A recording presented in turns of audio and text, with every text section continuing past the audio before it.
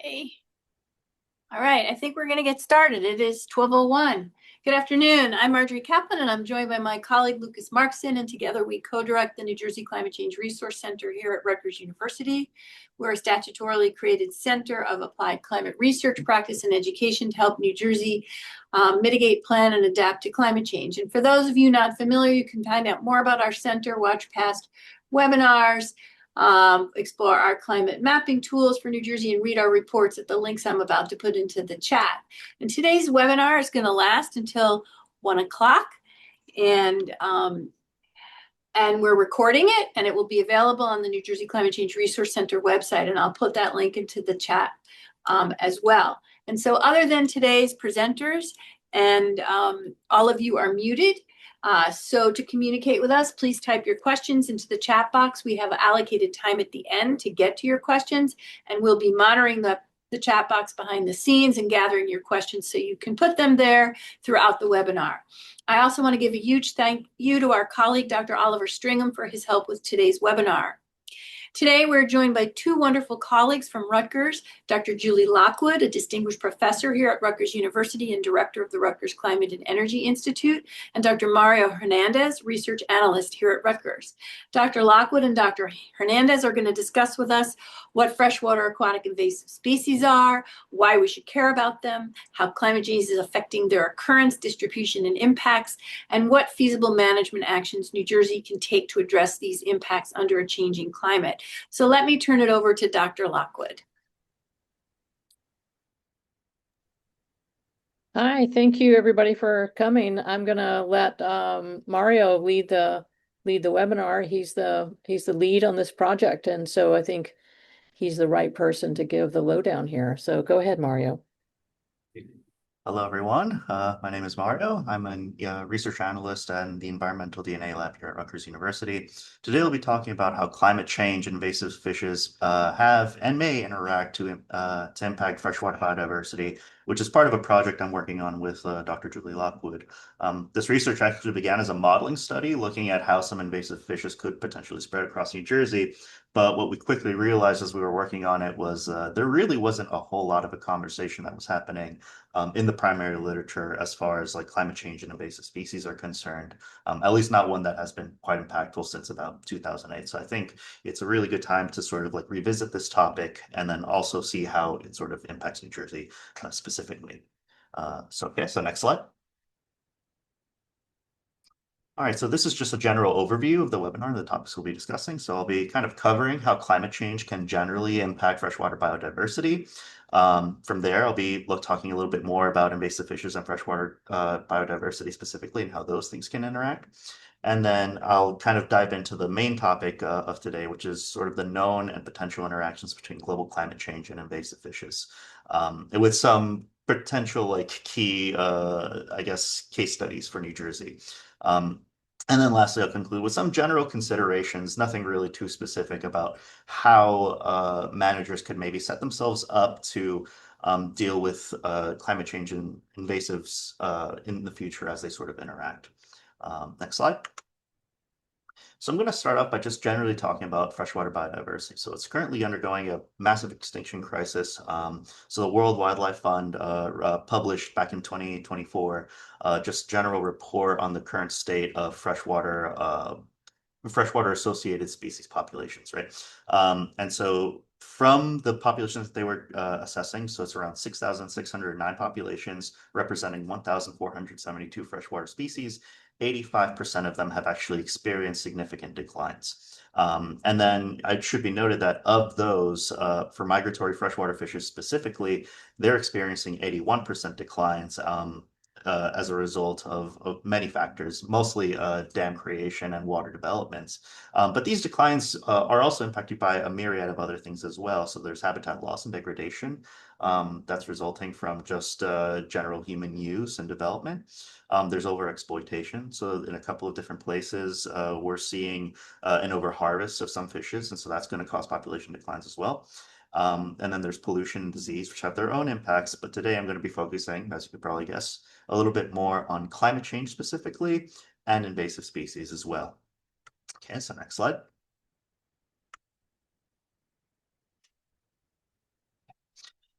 So what's interesting is of all the fish species in the world, about half of them are actually freshwater species. And this is really interesting because they only cover about 1%, like freshwater ecosystems only cover about 1% of the Earth's surface. So freshwater ecosystems generally punch well above their weight in terms of the biodiversity that they host, compared to many other sort of ecosystems, right? And in here, like in the world, like about 25% of the freshwater fish species around are currently facing some kind of extinction. And of those 25%, 17% are directly impacted by climate change, and around 33% are at risk due to invasive species and diseases. And here, what I wanted to do was kind of highlight some really cool fish that I happen to like. So the one on the upper left-hand corner, that's an American paddlefish. That's a ram suspension feeding fish in the Mississippi Basin that's currently threatened by invasive zebra mussels. They actually take in too much phytoplankton, and it makes it so that these paddlefish have seen declines because there isn't enough phytoplankton available for them. They're also very sensitive to water changes, or warming waters, I should say. And so they need really nice cool stream with rubble bottoms, and those have been impacted as a result of development as well. Fun fact about these guys too, there used to be only one other paddlefish in the world, a Chinese paddlefish, but that one actually went extinct as a result of dam construction. And we have an Alabama cavefish. So this is a probably one of the rarest freshwater fishes like in the world. There are only about 100 individuals left in a very small cave system in Alabama, and they're very dependent on very stable flood regimes happening on a very consistent basis, and so they've been struggling a bit too. I'm sure you've heard of Delta smelt. They're an endangered species out in California that have seen massive declines as a result of water developments because water's been getting much scarcer in California over time. And then we have little kern golden trout, which is another California species that is currently being threatened by invasive rainbow trout populations, right? Um, so yeah, I just think they're cool guys. Excellent. All right, so then I kind of wanted to hone in a little bit on some New Jersey species as well. So New Jersey currently hosts 90 species of freshwater fish. Of these, around 60 of them are native to New Jersey, and many are being actively conserved. So they're of interest for GDP and federally as well. So one example of this is the Atlantic sturgeon, which I'm sure you've heard of. They're seeing very massive declines out in the Delaware River. There is currently, I think, around only 300 individuals left. Historically, they've had over 18,000 breeding females in the basin, and so they've seen some serious declines, largely due to dam constructions as well. Not sure if you knew, but brook trout, that's our state fish. We have one of the only native brook trout populations here in New Jersey, and as we'll soon see, their range is actually relatively constrained. And then a couple other fish near and dear to my heart, the American shad, some migratory fish. They're highly dependent on free-flowing river systems to move up and reproduce. And then there's the black-banded sunfish, which is a fish that's native to the pinelands. That's pretty rare and, cool as well. Anyways, next slide. All right, so how is climate change generally impacting freshwater ecosystems? Well, it's a few different ways. One of the more obvious ones is that it's making these rivers a little bit warmer. And so habitats are becoming increasing more unsuitable for some cold water adapted species. So I brought up the brook trout a little bit earlier. That is a well-known cold water adapted fish. And it has been seeing some restrictions in its range as a result of the warming river systems as well. Warm waters are also creating increasingly hypoxic conditions, right? So this is the situation where warm waters are making it so that there's a reduced oxygen flow in the aquatic systems as well. This is normally to the detriment of many native species that require well oxygenated water. Additionally, as the freshwaters get a little bit warmer, you get more eutrophic, and then along with pollution, you get more eutrophic waterways, which is where there's a surplus of nutrients that are overtaken by algae that then further deplete the oxygen in these sort of water basins. And so these can, of course, I'm sure if you've heard, bring about harmful algal blooms. And so these can be quite detrimental to many native fishes as well. Next slide. Additionally, the water cycle is generally getting impacted a little bit more as a result of climate change, right? So we're seeing a few more droughts. So this is a photo here of a Spruce Run. It's a reservoir here in New Jersey. And this was, I think, 1 or 2 years ago. I can't quite remember. But we're seeing more like drought conditions sort of exist here in the state. We're actually currently under a drought warning right now. But in addition to, more prolonged periods of dry conditions, there's also an increased risk of flash floods, right? So the rain is sort of like held up and then it kind of gets dumped out really, really quickly. So you can have situations where some of these water bodies could mix around quite a bit. And as you could probably guess, there could be some implications there for how invasive species can move around the state as well this way. Next slide. All right, so then lastly, I guess of the things that I'm covering today is that the climate change is making rivers a little bit saltier, particularly at the river mouths, but also throughout some areas as well, depending on what the geography is at that particular place. So freshwater flows are generally reduced, and so river mouths are increasingly becoming saltier, which can further displace some fish communities at the river mouths upwards as they're trying to escape some of those saline environments. And then increased demand for fresh water has resulted in development of diversions and other things which can further stress our freshwater fish communities, right? And so here's just a graph of like just of various different rivers across the U.S. and around the world that have gradually been becoming a little bit saltier over time. And so you could see how like globally this is an issue where like many fish are starting to become a little bit more displaced. Next slide. Right, so then bringing it back to New Jersey, I guess I have this fish very near and dear to my heart, is back to the brook trout, right? So New Jersey specifically is actually one of the fastest, if not the fastest warming state in the US. And so you can probably imagine that a lot of the rivers and waterways are gradually becoming warmer and displacing fish like our brook trout here. And so there is some indication that for brook trout specifically, groundwater discharge may increase over time and provide these safe little havens for it. But suffice to say that many of the rivers across the state are generally going to become a little bit warmer, and it's going to begin favoring things that are maybe stocked like rainbow trout and brown trout over time. So yeah, and then I guess this is all just to sort of highlight that like these ecosystems are very sensitive, and climate change can certainly make it so that a lot of the freshwater fish communities become displaced over time. Okay, next slide. And so then bringing this into invasive fish, this is a whole other, I guess, world that is further impacting freshwater fish communities. And so generally invasive fish reduce native fish populations. Right. And I guess it's important to define what an invasive species is. So it's a non-native organism that is likely to spread beyond its site of introduction and can cause harm to ecosystems or people. So all of these fish that I'm showing you here now are examples of fish that are currently invasive or on our list in New Jersey as being potentially invasive, right? So we have mosquito fish, which these were actually initially introduced to sort of control mosquito populations. This Oh, sorry. I'll get to that. But yeah, the mosquito fish, what's it called? They they interact with they've been introduced to sort of consume lots of mosquito larvae, but in addition to that, they've been able to actually displace a lot of the other native fishes around. So these would include things like shiners out in New Jersey. Weatherfish are very tolerant of saline and hypoxic conditions, and they're able to reproduce very, very quickly. And so there are some smaller populations that we're seeing in the state right now, but not too many.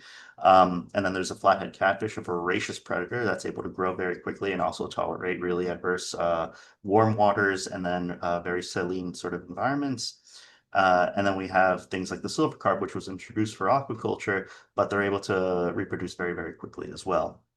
And then we'll be covering the northern snakehead quite a bit, which is another like well-known sort of invasive species here in New Jersey that's a little bit more established. So next slide. Yeah, and so now I'm going to cover some, so I defined invasive species and just talked about a few of the ones that we have in the state, but why do we generally care? So we care because there are a wide variety of impacts that these sort of invasives can have on native freshwater populations. So the first is obviously they can directly consume vast numbers of native prey fish. So here is the example of a Nile perch that was introduced in Lake Victoria. This was out in Africa. And when it was introduced, this was back in the 1950s, it kind of didn't establish all that much until about the 1970s. But as a result of this fish's introduction, around 200 native cichlid species were actually completely wiped out. And currently, that system is beyond repair as far as what its previous ecosystem composition was. So that's the first sort of obvious one. An invasive fish will eat a bunch of other fish, but there's other ways too. Next slide. So in addition to that, I'm sure many people don't really typically think about goldfish as a potential invasive species, but they're actually noteworthy in that they can grow very, very large. So this is an example of a massive football-sized goldfish that was found, I think, in a river out in Minnesota. But what they can do is they can consume a lot of the native plants and make it so that there's fewer habitats for native fishes that occur within those ponds. But in addition to that, they can consume fish eggs too of native fish species. So they can rapidly grow very, very quickly by consuming resources that are useful for native fishes. But then in addition to that, they're also very long-lived. So these fish can live up to about 30 years old, and they can resist, very warm waters and low oxygen levels as well. Next slide. And then the other thing is, you can have populations of, let's say, stocked fish interacting with native fishes to create these sort of hybrids. Now, while something like a tiger trout would certainly be something cool to catch for like a fisher, these sort of exist to the detriment of brook trout, right? Brook trout spend a lot of time and effort trying to reproduce and, bring their young forward. But, if some of that energy is being spent in creating these hybrids that are themselves sterile, that doesn't really help out the brook trout population much at all. There's also the pristineness of the brook trout too, that they have their own genetic makeup, and their sort of offspring that are kind of pure brook trout, that gets a little bit lost when they begin hybridizing with other non-native trout species, and they can eventually be displaced. Yeah. So next slide. And then lastly, I also wanted to talk about one example that we found here in New Jersey. So out in these Huey property ponds, there was a report about some grass carp that had been used there to sort of like harbor an aquaculture system. This was back when was it New Jersey Conservation Fund was buying a property, and they were just kind of examining what was in there. So they found a wide variety of grass carp there. There was a whole treatment applied to the ponds to remove any of the potential invasives. But what wasn't known at the time was those carp also had these parasitic muscles attached to their gills that are able to kind of grow out, fall into the sediment of the pond, and grow into these dinner plate sized muscles, the silty pond mussel. And these are a well-known, very invasive species of mussel out in Europe that are able to displace many of the endangered mussels that exist throughout the region. And so we ended up finding these, and there's a whole eradication effort and monitoring protocol that we kind of had to go through in order to make sure that we had this sort of population under control. So yeah, invasives sometimes can bring other invasives, and I thought that was an interesting one to point out. Next slide. Okay, so to kind of dive in a little bit into like just how invasives we can conceptualize invasives, the most common way to look at it is actually through the invasion curve, right? So this is a general model for tracking invasion spread, and I've kind of broken this out into 3 distinct stages where they're sort of like a little bit smaller, they grow, and then they sort of establish into much more abundant, harder to control population. So I'll dive into that in just a second. But next slide. I did want to highlight that like when it comes to invasions, the most effective thing you could do actually prevent the species from being introduced outright. So this just generally comes from education and not releasing any of your fish out into like your local waterways, right? As I'm sure you saw from like the goldfish example, just releasing your pet goldfish because it got too big for your tank out into your local pond is probably not a good idea. And there are certainly some fines and penalties that you can face if you end up releasing some random fish out into our waterways. But assuming that prevention is not something, or assuming a fish has been introduced, the next step of the invasion curve, next slide, is going to be a very small population that likely establishes in a very small water body somewhere. So at this point, the species may be very hard to detect, right? Because you only have maybe a handful of fish in a relatively large water body. So finding that one fish is very much like finding a needle in a haystack, and so it can be very difficult. But paradoxically, this is also when eradication is possible. If it were possible to collect those fish in some way, you kind of like kill the eradication, or you kill the invasion from happening and spreading out further, right? That said, if the population persists and it begins to grow, slide, eradication becomes a little bit more difficult. Now you have a population that's a little bit more developed, it's a little bit more spread out. Paradoxically, they become easier to detect, and at this point, generally is when you'll start getting some reports here and there about a fish or some other invasive species sort of overtaking a spot, right? Assuming management intervention doesn't really work, or the fish is just, or nothing's done and the fish is allowed to grow, we reach the last stage of the invasion curve, which is when the population itself becomes abundant. Eradication is impossible. Really, your only sort of way of controlling the species impact is by containing those populations to those water bodies and preventing them from spreading out further. And obviously, this is when they're easiest to detect, right? Like this is when, you know, the reports like almost don't matter quite as much because like, or maybe that's not true. Like it's still important to see where they're sort of spreading out. But yeah, anyone can see these fish at this point, and they just become really hard to manage. And then for the one other bit that I kind of wanted to highlight here, next slide, was the special case of a sleeper invasive species, right? So this is a fish that typically will exist in a small population over time, typically in habitats that aren't quite suitable for them, but just suitable enough for them to sort of exist, but nothing more, until they encounter some kind of trigger, right? And that trigger could be just about anything. It could be a slightly more saline environment. It could be an increase in temperature. It could be a flood that brings in more nutrients. And so the example that I wanted to highlight here was actually the jewelfish out in Florida. So these were fish that sort of existed in the state from about 1965. They didn't erupt and grow really quickly until about the year 2000. So that's a really long lag time that sort of existed from when they were introduced to when they were finally wreaking havoc over a lot of the Florida ecosystems. And so what ended up, so the way they would spread is they're very tolerant of hypersaline environments, and they're also really tolerant of hypoxic conditions.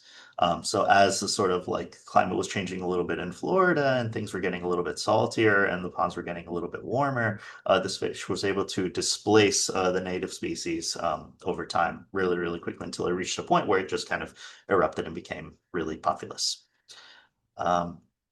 Okay, so then next slide. Yes.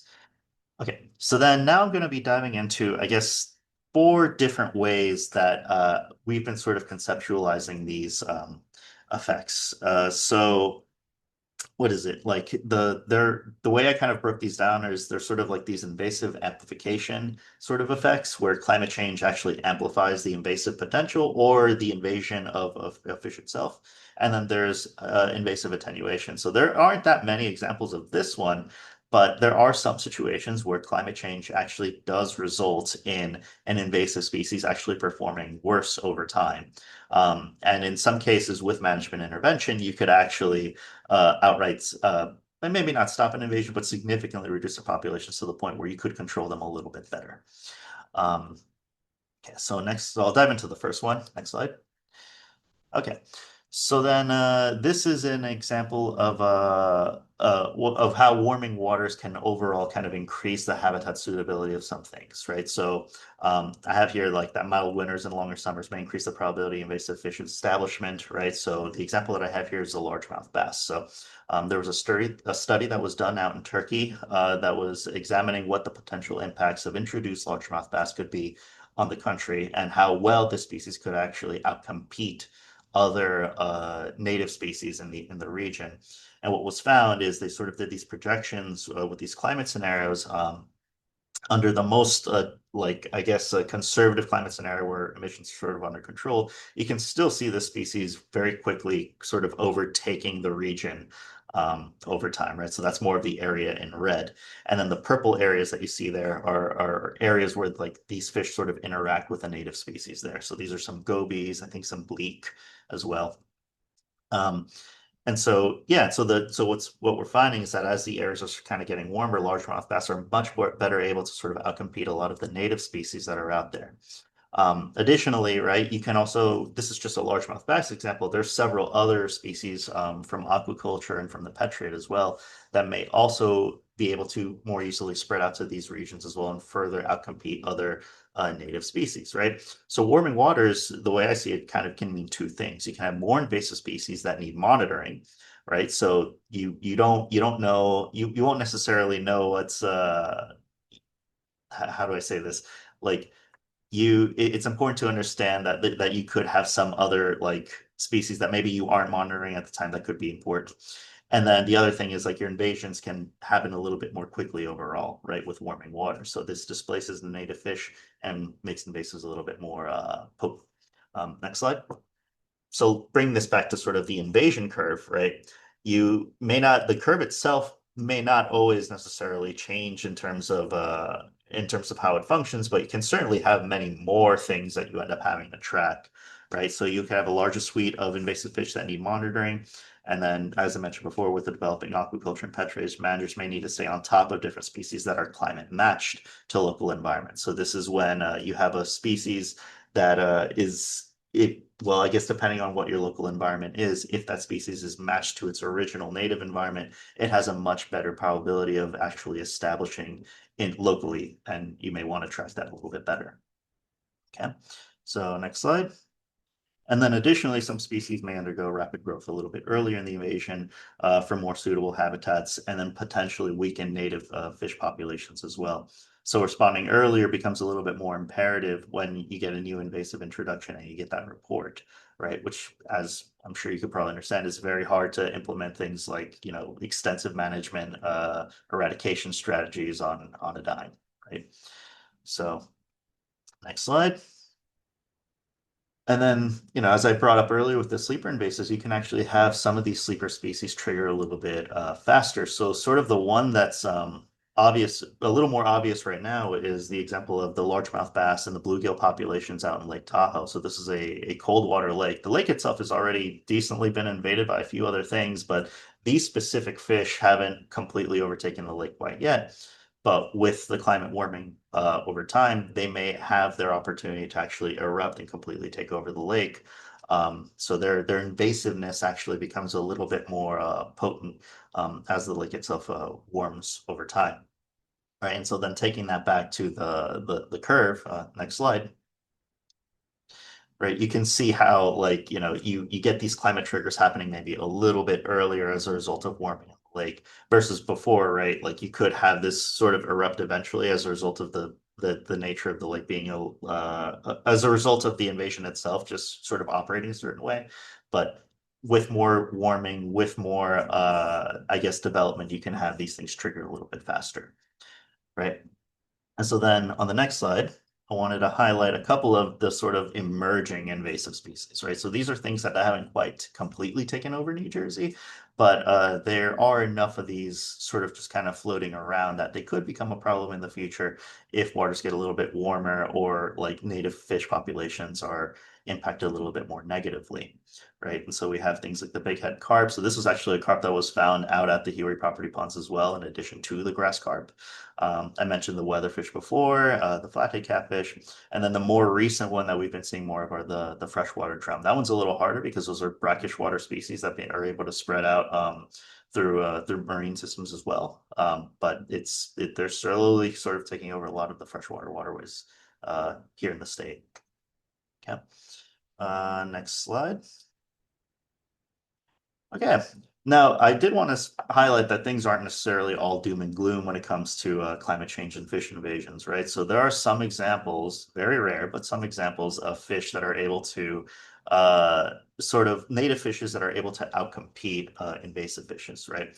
So the example that I brought up here was the one of invasive brown trout and brook char, right? So this they were over 37 years, a very, very long time. The brook trout were actually able to displace the invasive brown trout in the region, largely due to discharges of freshwater, or groundwater discharges in the water. And there's 4 reasons why there was an increased groundwater discharge in the state. And those are like there could have been a prolonged precipitation over time. Maybe the region itself, as a result of the affected water cycle, was able to dump out more water and provide more cool conditions that favored the brook trout. Increased snowmelt naturally would bring in more water into the system, cooling it down further. some seasonal changes, and then some thawing permafrost as well that would have a similar effect, right? So this is one of those, I guess, kind of out there examples where climate change was sort of making could have potentially made things melt a little bit faster, decrease the temperature of the rivers and streams there, and have that favor the native brook trout over the brown trout. Naturally, this is not something that would occur everywhere, but this does at least provide maybe some hope for our own native brook trout populations that they're able to find their own sort of refugia with climate change somehow. Um, Next slide. And so then, yeah, you can kind of see how like that would ultimately look like in the invasion curve, right? You would have this sort of peak, but then a very, very gradual sort of tapering off of that peak over time, as a result of maybe cooling waters or some other effect that would generally displace the invasive species, favoring a native species. Okay. Next slide.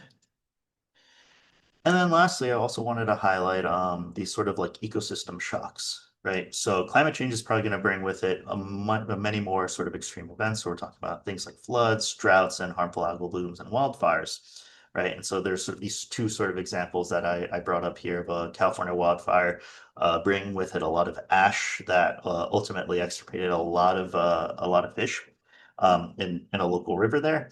And then we also have, the harmful algal blooms that I brought up in New Jersey as well.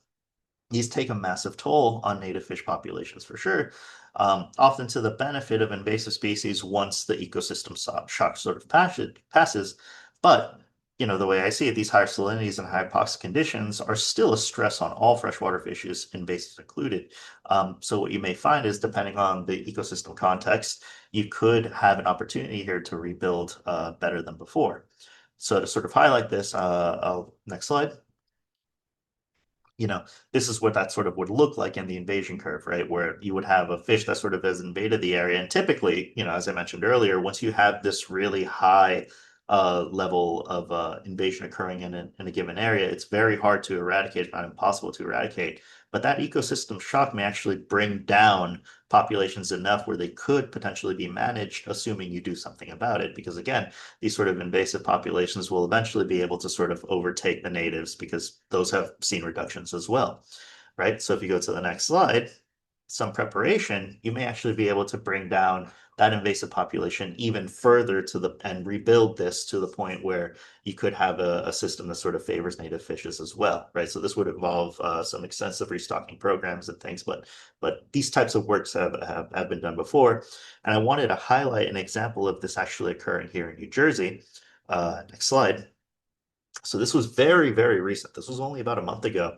There were some snakeheads that were actually illegally released in Archway Lake near a set of water bodies connected to the pinelands. So as I highlighted earlier, there's a lot of really sensitive species out in the pinelands, including that really nice black-banded sunfish, right?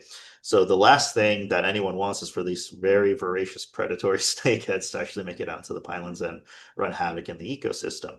Now, what was from what I learned from this whole operation, there was actually a wildfire that significantly reduced fish populations in the lake.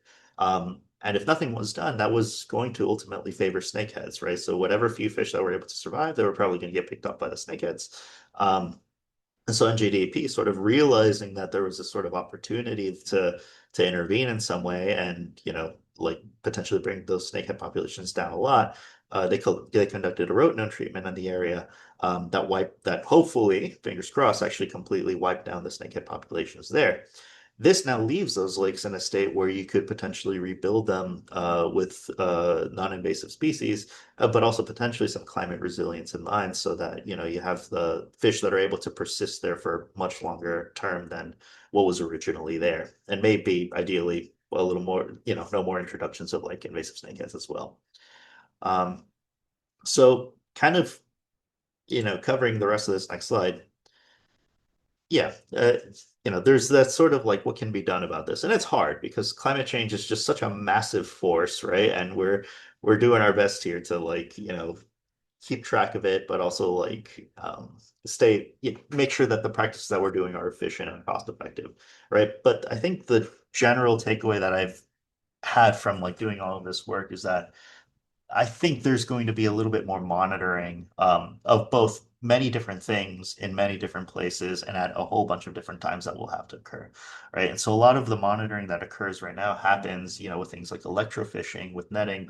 Those are active ways of sort of monitoring fishes, and they're still very important, and we still need to do them. But I think there's still more opportunities for things like passive samplers, just having more sensors out there in some way. And so I wanted to highlight two kind of really cool new sensors that I was able to find. The first is this really fancy fish camera system. So this is used in Norway to sort of detect pink salmon. And what it'll do is it will recognize pink salmon exclusively and corral them into a separate cage where they can eventually be removed. And then any other salmonid species that's passed through, it's actually able to go through and spawn into the rest of the river system, right? And then this is a camera system that has apparently like a 97% accuracy rate. So it's really, really effective at making sure that the right fish are sort of passing the waterways. And this is something that's monitored, but not to the extent of, like, let's say, an electrofishing or netting. And then the other one is using things like eDNA. So this is an automatic eDNA sampler. It's able to take a water sample at a regular interval, and you can pair this up with meta-barcoding procedures or with other like specific assays developed for specific invasive fishes to sort of give you more intel on what's going on in that river over time. And the idea here is to have an earlier detection so that you can do something about it a little bit earlier as well. Next slide. And so, yeah, the other thing is I think there's a whole lot more research that needs to be conducted on sleeper invasive specifically. There's a lot of unknowns when it comes to like why or how they trigger overall, but I think having a better understanding of that could be a little bit more effective to, I guess, see where those things could see where those sleeper invasive eruptions could happen and implement some kind of management against them if possible. Right. Next slide. And then there are really nice, interesting improvements that are currently being done in ecological forecasting, right? And so this can help managers sort of prioritize control of invasives and understand how new invasives can affect ecosystems synergistically with climate change, right? So this is sort of an example of an ensemble model. So this is a model a species distribution model that was made of several other species distribution models, and they would take the outputs of those things and sort of make it so that there was a sort of consensus species distribution map over the US. And so as you can see here, all along the east coast of the US, like that's pretty good snakehead habitat based on several of these models' outputs. Right. And so the idea here would be to eventually be able to take climate data and climate forecasting along with this, and along with ecological forecasting, knowing what's going on with the native species, pairing that up so that you can have a better understanding of what's going to happen if a new invasive is introduced, or for your invasives that are currently present in the system, how they will spread out. Next slide. Right. And then lastly, as I highlighted earlier, ecosystem shocks will probably happen a little bit more commonly, but these could be opportunities to rebuild into something better, right? So this is an example for an experimental lake that was done where they sort of had these invasive rainbow smelt. And so they ultimately did a study where they only stocked Cisco to sort of compete with the smelt, but the smelt were always able to outcompete the Cisco. It wasn't until it was this sort of tandem like reset of the lake and then stocking the Cisco and then removing any remaining rainbow smelt, and in addition, for systems that have apex predators, introducing these sort of like native apex predators into the system, that the freshwater ecosystem was able to rebuild in a way that was better, right? So this is another area I think of research too that could be kind of interesting, seeing how these sort of freshwater species or freshwater communities can be rebuilt in a way that's a little bit more resilient, both to invasive species and to climate as well. Okay, so then next slide. Those are just my references. And then I have my last slide here. I wanted to close on this. I thought it was hilarious attempt from Claude to try to create an icon of a snakehead for this presentation that I wanted to use. I'm a fan of the little smiley face, but then in addition to that, I also have this QR code. If you do happen to run into any invasive fishes or really any other aquatic invasive species, definitely use that QR code to sort of report its NGDB so that you can do something about it. And with that, I will take any questions. Thank you so much, Mario, and to Julie for this very in-depth overview. It's pretty fascinating, a little depressing. I'm going to turn it over to Lucas, who's been monitoring some of the questions in the chat, and we definitely are open to questions. We have a good amount of time available to us. So if you have any other questions, please throw them in the chat now. And Lucas, I'm going to turn over to you. Sure. Mario, so the one question we have so far is if you could talk about dam removal as a river restoration practice and how opening up habitat for native migratory species like American shad might also invite invasive species like northern snakehead and ultimately managing those competing outcomes. Oh, sure. Yeah. Yeah. I mean, the that one's a tough one because I think on one hand, especially for things like there's like migratory shad and then also even things like sturgeon, right? Any of this sort of developments or structures in place are going to make it so that like they will impede like their passage. But yeah, like you said, it really will make it so that snakeheads can pass through a little bit more easily. I think this sort of like it's oh boy, yeah, it's a tough one because I'm not exactly sure if there really is a solution to that per se that would involve some sort of like actual intervention on our end. Um, that's you see, and this is where I think something like ecological forecasting would be really important, right? Because then you could see how the removal of, let's say, a dam, would that favor the native migratory fish enough to sort of um, offset the costs of invasive like snakehead actually moving upward a little bit more. Um, yeah, no doubt that's a very tough sort of thing that I think I'm sure the folks at NJDP are also wrestling with quite a bit. Okay, thank you. Next question we have, they're asking about the relationship between brook trout and brown trout and asking if they should be if they should not be stocking brown trout in the brook trout habitat. Oh yeah, no, so that is actually no so yeah, currently NJDP does not allow the stocking of any trout in those sort of sensitive brook trout habitats. And if I'm not mistaken, actually encourage the removal of those fish in those habitats as well. So if you happen to run into them, you can kind of take them with you. Um, but yeah, everywhere else where they're stocked, I think there's definitely some regulation for rainbow and brown trout. There's some regulations in place for like how many you can take and how large they have to be. But yeah, brook trout, that habitat, I think there's definitely an effort there to make sure that that stays brook trout habitat. All right, Marge, that's all the questions we have currently. If anyone else has questions, those please feel free to add them to the chat. Yeah, and in the meantime, Julie, I didn't know if you wanted to add anything to what Mario has already mentioned. Not really. I mean, he's doing a great job. Great job. I He mean, is.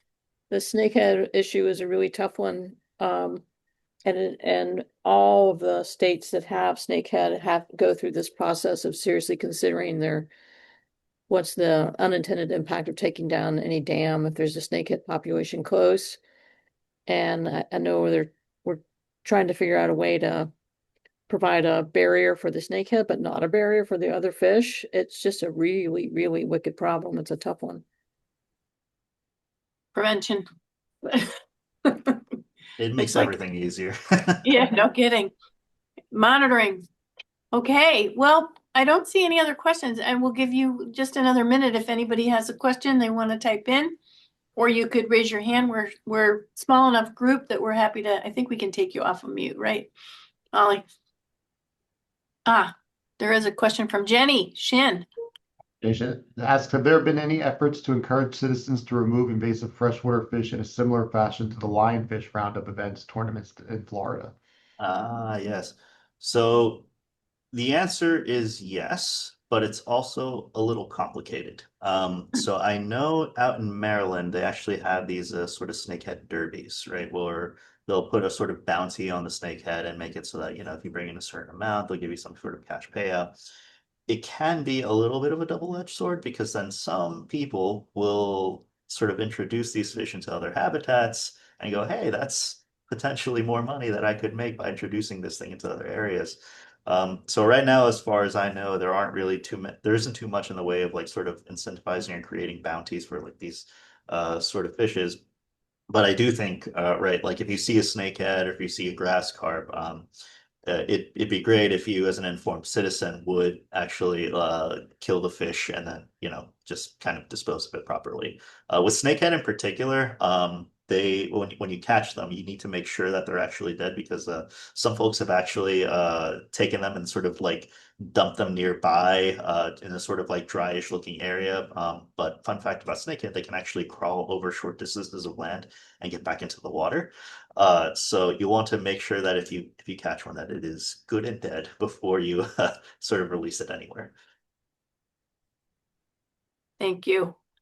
Unbelievable. Jenny thanks you as well. Well, we want to thank again Dr. Hernandez and Dr. Lockwood for a really insightful presentation today. A recording of this webinar will be posted at the link I've just put into the chat, likely in a day or so. And Mario, do you want to say one more time about what people are supposed to do if they come across these things? If you come across it, definitely report it using the NJIS tool. If you're not sure of what it is, don't kill it. But I mean, there's plenty of images and things online that you can use as sort of resources. For sure, if it's a snakehead, definitely report that. Great. So thank you. I guess that concludes today's webinar. Thank you.